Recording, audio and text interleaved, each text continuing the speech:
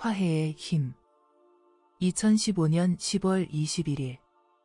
주님의 평안과 능력이 하트웨러즈 여러분과 함께하기를 기도합니다. 오늘 밤 저는 교정을 받는 일이 있었는데 주님께서 제게 생각나게 해주신 것이 있어서 정말 기뻤습니다. 그 내용을 여러분과 나누고 싶습니다. 화해와 관련된 것입니다. 주님께서는 우리가 이 화해의 다이내믹을 이해할 수 있도록 저의 이야기를 나누기를 바라셨습니다.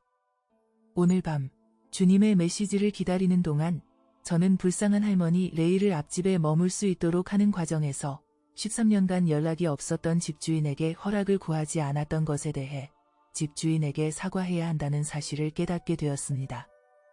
최근 집주인이 방문하는 일이 있었는데 레이가 앞집의 한 일들을 보고 충격을 받았을 것을 생각하니 깊은 회개가 제 마음을 울렸습니다. 앞방뿐만 아니라 부엌과 중간방에서도 악취가 났었습니다. 그래서 저는 사과 편지를 쓰고 우리가 할 수 있는 도움을 드리기로 약속했습니다. 레이가 머물렀던 앞방과 반려견과 함께 있었던 모든 방의 바닥을 매끈하게 하고 스테인을 칠하고 밀봉했습니다. 벽도 새로 페인트를 칠해 더 이상 악취가 전혀 나지 않게 했습니다. 그리고 저는 집주인에게 용서를 구했습니다. 이제 필요한 일을 다 했으니 기도할 수밖에 없는 상황이 된 것 같습니다. 이렇게 용서를 구하는 편지를 쓴 후 저는 큰 안도감을 느꼈습니다. 주님께서 말씀을 시작하셨습니다. 너무 어려워서 하나님이 못하는 일이 있을 수 있겠느냐? 나는 없다고 생각한다. 내가 운명들의 주인이며 마음들을 만드는 자이지 않느냐? 사람의 마음이 생각하는 길과 그것이 형성되는 방법을 내가 모르겠느냐? 내 자녀들이여, 사람은 자신의 길을 계획한다. 이때 저는 성경 말씀이 떠올랐습니다. 사람의 마음에는 많은 계획이 있어도 오직 여호와의 뜻만이 완전히 서리라. 잠언 19장 21절. 사람이 마음으로 자기의 길을 계획할지라도 그의 걸음을 인도하시는 이는 여호와시니라. 잠언 16장 9절.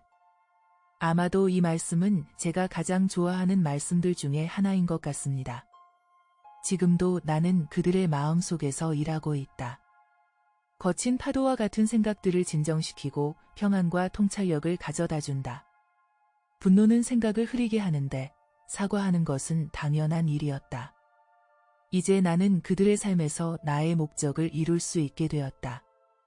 정의가 승리하기 위해서는 마음이 내 앞에서 깨끗해야 한다. 내 백성들이여, 모든 사람과 화해하기를 바란다. 항상 정직과 거룩을 위해 노력하기 바란다. 실패한 부분이 있다면 고백하고 용서를 구하기 바란다. 때때로 말 한마디가 경랑을 가라앉힐 수 있다. 죄를 인정하고 고백하면 치유의 길이 열린다. 이제 나는 나의 계획대로 나아갈 수 있고 모든 것은 내가 이끄는 대로 따라올 것이다. 내 자녀들여, 자신의 잘못을 고백하는 것이 얼마나 큰 정화의 힘이 있는지 결코 과소평가하지 말라. 잘못과 실수를 분명히 인정했다면 가슴에 사무치는 많은 원한을 완전히 피할 수 있을 것이고 또 피할 수 있었을 것이다. 요즘 사람들의 경향은 약점을 은폐하고 아무 잘못이 없는 것처럼 계속 나아가는 것이다. 그것은 사람들의 마음에 씻겨지지 않는 아픈 상처와 분노를 남긴다. 그곳에 괴로움이 시작되고 삶은 더욱 나빠지게 된다. 내 마음과 생각에는 형제 사랑과 화해가 가장 중요하다. 사람들이 고통을 붙잡고 있으면 삶은 뒤틀리고 잘못된 방향으로 흘러간다. 아마도 20년 정도 지나면 이 사실을 알게 되겠지만 그때는 너무 늦는다. 나는 현재의 하나님이며 완벽한 계획의 하나님이다. 내가 너희 한 사람 한 사람을 위해 쌓아둔 것은 너희의 협력과 깨끗한 마음과 손 없이는 받지 못하는 것들이다. 어린 아이들은 비난을 하지만 어른은 수용하는 법이다. 너희의 삶을 되돌아보기 바란다. 너희는 옳다고 여기며 행한 행동으로 인해 누군가를 분노에 휩싸이게 한 적이 있느냐? 더 깊이 들여다봤는데도 자신의 잘못을 발견하지 못했느냐? 은폐한 것은 없느냐? 아니면 겸손하게 고백하고 용서를 구하고 있느냐? 용서는 관련된 모든 당사자를 치유하고 평안을 회복시킨다. 항상 형제의 이익을 위해 일을 처리하기 바란다. 자신을 제쳐두고 다른 사람의 유익을 구하기 바란다.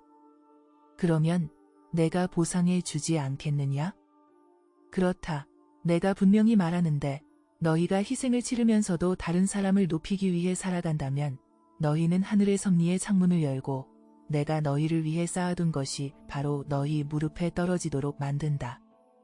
이것은 거의 깨닫지 못하는 비밀이다. 나는 어떤 식으로든 받기 위해 주는 것은 용납하지 않는다. 그것은 덕이 없는 행위이다. 원칙은 통할지 모르지만 보상은 천국이 아닌 이 땅에서만 있을 것이다.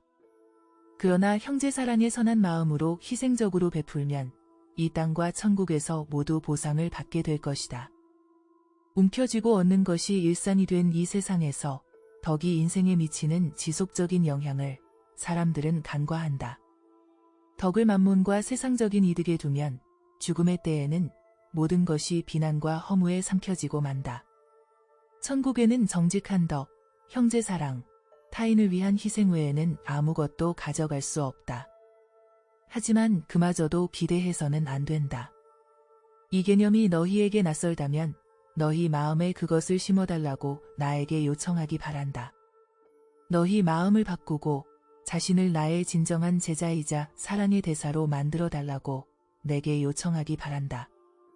사랑이 부족하기 때문에 행동이 부족하다. 이것이 기도로 나와 함께하는 친밀한 시간이 하루의 다른 어떤 활동보다도 더 중요한 이유이다. 세상 안에서 살고 세상에 우선권을 두면 세상적인 열매만 맺을 것이다. 성령 안에서 살고 나에게 우선권을 두면 육체의 정욕을 만족시키며 살아가지 않게 되고 자신뿐만 아니라 주변 사람들에게도 영원한 생명에 이르는 거룩한 열매를 맺을 것이다. 이것이 크리스찬이 된다는 것을 의미한다.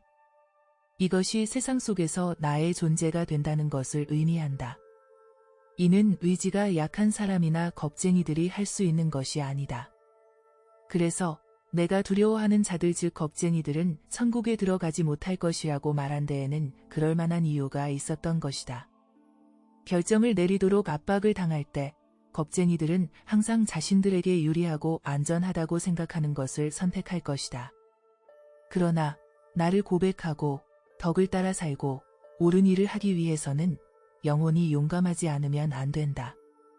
마음이 유약한 너희 모두 나에게로 오너라.